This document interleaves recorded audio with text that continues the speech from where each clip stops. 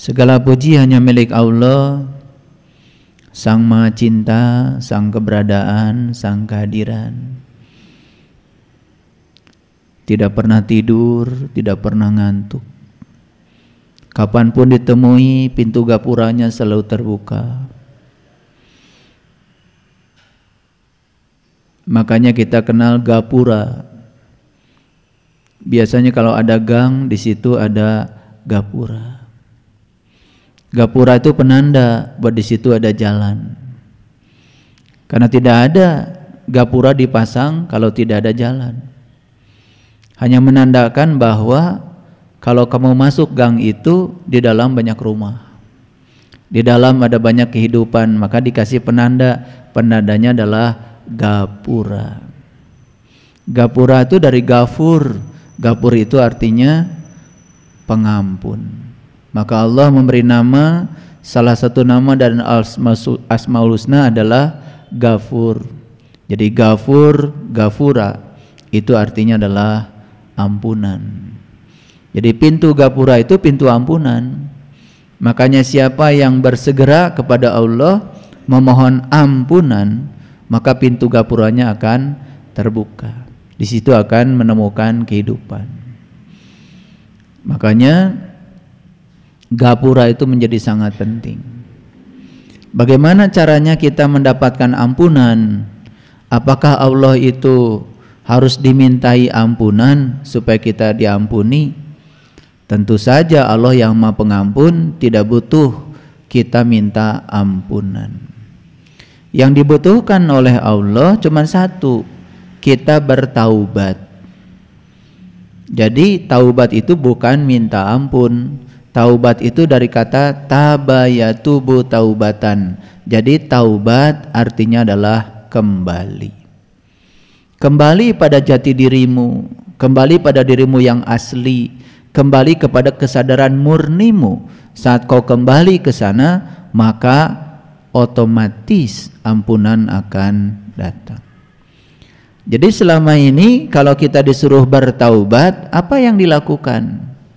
Yang dilakukan adalah merengek-rengek minta diampuni dari segala dosa. Seakan-akan Allah itu seperti kita. Kalau Allah itu seperti kita, kita kan baru ngasih maaf sama orang kalau orang sudah minta maaf. Bahkan kita memaksa orang, tolong dong kamu minta maaf sama saya, pasti akan saya maafkan. Itu sifatmu. Sifat Allah tidak seperti itu. Allah tuh Maha Pengampun. Tidak butuh sebetulnya Allah kita minta maaf kepadanya. Yang dibutuhkan Allah adalah taubat. Maka siapa yang bertobat pasti akan diampuni. Jadi taubat bukan minta ampun. Paham?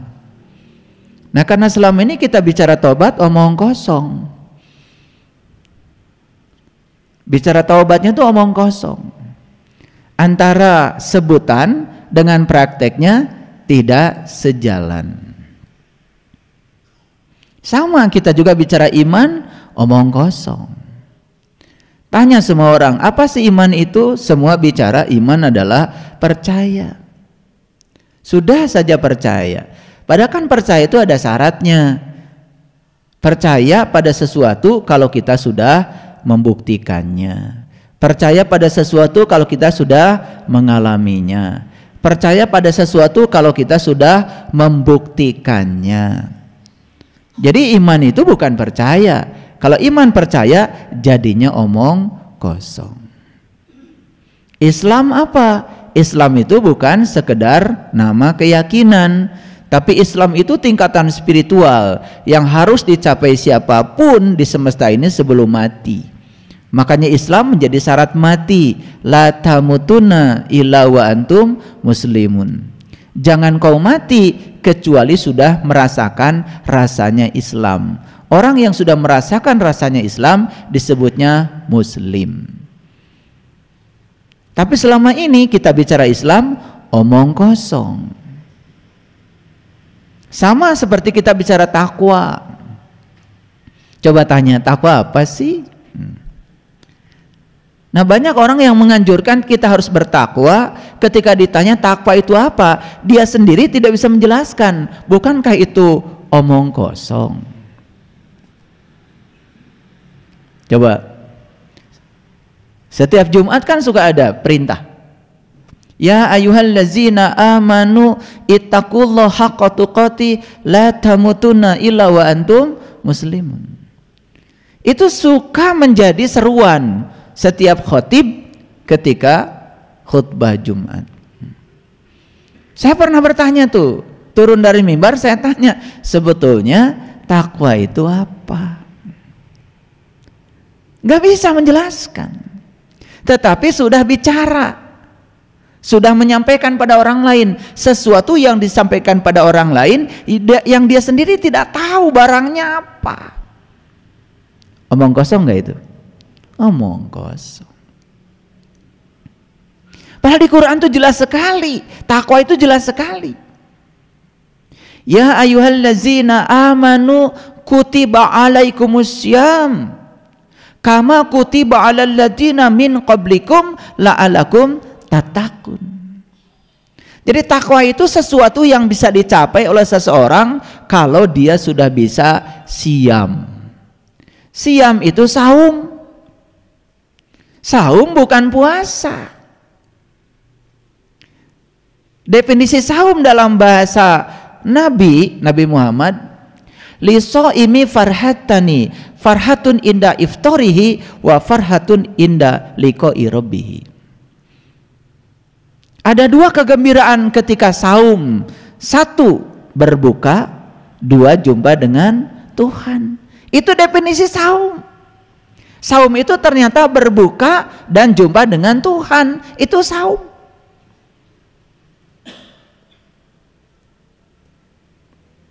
Berbuka apa? Nah, selama ini kita mengartikan berbuka itu makan candil, makan kolak. Apakah ketika kalian makan candil, makan kolak berjumpa dengan Tuhan? Kan nggak nyambung, jadinya omong kosong. Tapi yang omong kosong ini pengikutnya lebih banyak. Dan kalau saya bicara saum dalam tataran hadis yang sebenarnya, banyak yang nggak suka. Saya juga nggak tahu kenapa manusia suka omong kosong. Makanya judul hari ini adalah, nah, ada manusianya kalau nggak salah. Gitu. Karena ini perintah ini dari intuisi saya. Hanya manusia yang mempunyai hak istimewa untuk omong kosong. Jadi hanya manusia. Hak itu sesuatu yang diberikan, mau diterima atau tidak, ya terserah kita yang menerimanya. Itu hak. Dan siapapun yang menerima hak, di balik hak ada kewajiban. Hidup itu hak loh. Hidup itu hak. Mau kamu ambil, mau tidak diambil, itu hak. Tapi ketika mengambil hidup sebagai hak, tugasmu selanjutnya adalah menunaikan kewajiban sebagai orang yang hidup. Menjadi warga negara itu hak. Tapi begitu Anda sudah mengatakan saya warga negara Indonesia, ikuti hukum yang berlaku di negara Indonesia. Jangan mengatakan saya warga Indonesia, mengambil hak itu, tapi Anda merecoki negara kita, bahkan membuat hukum-hukum baru yang tidak sesuai dengan yang disepakati oleh negara kita. Itu namanya melanggar hak, lalu tidak bisa menunaikan kewajiban.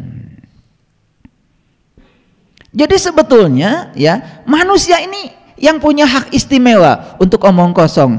Kenapa? Karena yang paling suka omong kosong hanya manusia. Nanti kita buktikan. Jadi yang suka omong kosong itu hanya manusia. Hanya manusia yang suka membicarakan tempat istimewa setelah kematian. Betul nggak? Apapun namanya lah. Nanti kalau kita mati bakal gini, bakal gini, bakal gitu. Paling seneng kan manusia. Dan kalau sudah dibicarakan tentang itu, tertarik. Bahkan rela mengorbankan jiwanya, keselamatan dirinya, ya, untuk sesuatu yang tidak pasti. Karena memang manusia suka omong kosong. Dan omong kosong ini adalah hak Mau diambil atau tidak terserah kita. Mengapa? Karena di dalam jiwa itu ada dua. Wa nafsi wa masawaha fa'alhamaha fujuraha wa taqwaha. Dalam jiwa itu diberi pilihan. Kenapa diberi pilihan? Kalau manusia diberi akal cerdas. Karena diberi akal cerdas, maka manusia disuruh memilih. Fa'alhamaha fujuraha wa taqwaha. Mau fujur, mau takwa, ya silahkan, terserah kamu. Di balik fujur ada risikonya, di balik takwa juga ada risikonya. Maka manusia dikasih pilihan, karena manusia dikasih alatnya yang bernama kecerdasan. Nah, yang lain selain manusia tidak dikasih pilihan. Hidupnya cuma begitu saja. Jadi pohon, ya tasbihnya, ya sudah, begitu saja. Dia tumbuh, ya, mengambil sinar matahari. Sinar matahari digabung dengan air, kemudian terjadi proses fotosintesa, dihasilkan karbon dioksida, dihasilkan air lagi, efek sampingnya adalah oksigen. Dan supaya oksigen dihasilkan, maka pohon mengambil karbon dioksida, racun yang dihasilkan oleh manusia. Jadi pohon gitu saja, ngambil racun dari manusia, digabungkan dengan air, gabung dengan sinar matahari, menghasilkan karbon dioksida, menghasilkan karbohidrat, efek sampingannya air plus oksigen. Makanya pohon itu istimewa, dia bisa mengubah racun yang dihasilkan manusia dirubah menjadi oksigen untuk kebutuhan hidup manusia. Makanya orang yang tidak cinta pohon itu karena tidak tahu betapa berjasanya pohon. Jadi kalau ada pohon mati di rumah, bukan salah pohon, salah yang punya pohon. Jadi kalau ada pohon mati itu bukan sekedar mati, tetapi ada masalah dengan penghuni rumahnya. Berarti penghuni rumahnya itu tidak sadar kalau di rumahnya ada anggota keluarga lain. Karena kalau kita berbicara anggota keluarga hanya sebatas anak, suami dan istri. Padahal pohon itu bisa hadir di rumah kan dibawa oleh kamu. Ikan kan dipelihara oleh dirimu. Betul apa tidak? Harusnya kan itu semua itu diurus. Makanya kalau pohon itu mati itu tanda nggak ada iman sebetulnya. Bukan sekedar tidak ada cinta kasih. Nggak ada iman itu, ya. Berarti kita egois, hanya mementingkan diri sendiri. Kita mandi, kita minum, kita makan. Padahal pohon makhluk hidup, dia juga perlu mandi, perlu minum, perlu makan. Makanya kita dikasih tangan untuk merawatnya. Karena pohon gak punya tangan, tidak bisa merawat sendiri. Itulah kelebihannya manusia kalau sadar. Paham? Itu. Makanya tangan ini kan disebutnya juga tangan Allah. Yadullah, yadullah. Ini tangan Allah nih, tangan Allah. Dan tangan ini dititipkan kepada kita oleh Allah.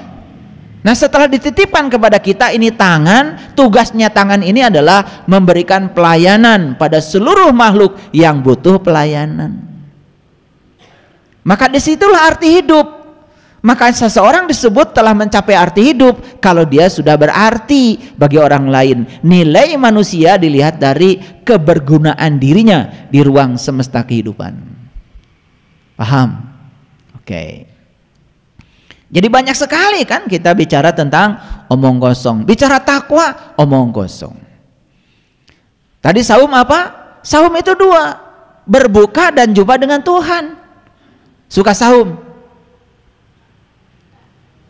Terbuka mata kolbunya. Jumpa dengan Tuhan. Nah. Yang kalian lakukan kan selama ini baru puasa. Menahan lapar dari Janari sampai maghrib. Begitu maghrib, ya, dur beduk sagala dituang. Itu jadinya omong kosong. Makanya dari Idul Fitri ke Idul Fitri dapatnya juga omong kosong. Cuman sibuk dengan baju baru, makanan mewah, kan gitu. Sagala keur lebaran barjeng teu nyaho aya lebaran teh naon. Sedangkan Idul Fitri dalam bahasa Quran jelas Diabadikan di Quran seperti ini, Allahumma rabbana anzil alaina ma'idatan minas sama'i takunu lana id. Ya Allah, turunkanlah hidangan dari langitmu, yang turunnya hidangan itu menjadi hari raya bagiku. Jadi id itu artinya adalah turunnya hidangan dari langit. Langit itu berbicara tentang alam-alam tinggi. Ketika kita bisa mendapatkan hidangan dari alam tinggi, namanya Al-Maidah, langsung dari langitnya Allah, dan hidangan turun kepada kita dan jiwa kita mendapatkan santapan jiwa yang sesungguhnya, itu namanya Id. Kalian kan kalau Idul Fitri hanya ngurusi santapan tubuh, opor, kupat tahu, gepuk, kan itu yang kalian urus. Semua hidangan-hidangan bumi. Sedangkan Quran mengatakan yang namanya Idul Fitri itu tidak ada kaitan dengan hidangan bumi. Idul Fitri itu saat kamu mendapatkan hidangan langit. Itu Quran. Berarti Idul Fitrinya omong kosong, karena saumnya pun omong kosong. Nah, saum yang omong kosong ini nggak akan bisa mengantarkan kepada takwa. Nah, sekarang kita lihat apa sih takwa menurut Quran? Takwa menurut Quran seperti ini. Wa id akhadna mitsaqakum wa rafa'na fawqakumut tur khudu ma atainakum biquwatin wazkuru ma fihi la'allakum tattaqun. Jadi takwa menurut Quran itu, satu, mengambil janji, dua, mengangkat kesadaranmu, yang ketiga, begitu kau berada di puncak kesadaran, Allah akan menunjukkan sesuatu pada kita. Allah akan menunjukkan dirinya, Allah akan bertajali di kesadaran kita. Ketika Allah bertajali, Allah mengatakan, wazkuru ma fihi, ingat apa yang aku pertunjukkan kepadamu, la'allakum tattaqun. Itulah takwa. Beda nggak dengan selama ini yang kalian dengar? Beda? Kan gak jelas takwa itu apa. Malah takwa jadi baju, disebut baju takwa. Betul apa enggak? Iya.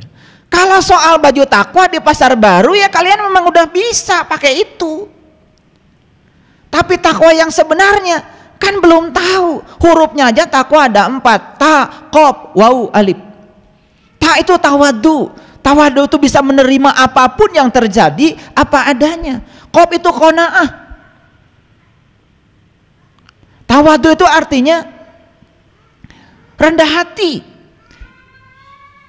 Qaf itu qanaah. Qanaah itu bisa menerima apapun apa adanya. Wal. Ada dinding dalam diri kita yang disebut dengan rasa malu. Malu pada diri sendiri, malu sama sesama, malu sama Allah. Dan yang ketiga, yang keempat adalah alif. Alif itu adalah ikhlas. Jadi dalam kata takwa pun ada tawadu, ada qanaah, ada waro, ada ikhlas. Itu takwa dari sisi bahasa. Belum lagi dari sisi tekstual, takwa seperti yang saya sampaikan tadi. Selama ini kita tahu takwa apa?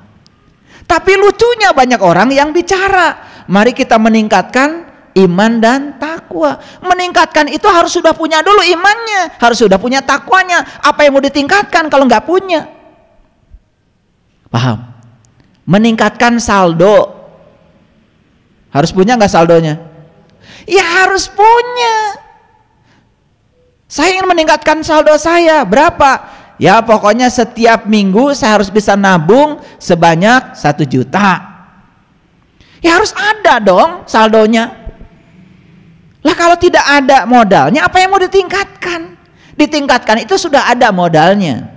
Kan pertanyaannya, iman dan takwa bisa ditingkatkan kalau kita sudah punya modalnya. Pertanyaannya, memangnya sudah punya iman, kok ditingkatkan? Nah, iman aja belum punya sudah ditingkatkan. Apa yang ditingkatkan? Kan jadi omong kosong. Nah, di kajian yang sebelumnya kemarin saya bicara tentang iman kan, awalnya iman, awalnya Islam. Jadi iman dan Islam itu ada awalnya, ada modalnya. Di zaman Rasulullah orang berbaiat pada Rasulullah, dibimbing syahadat.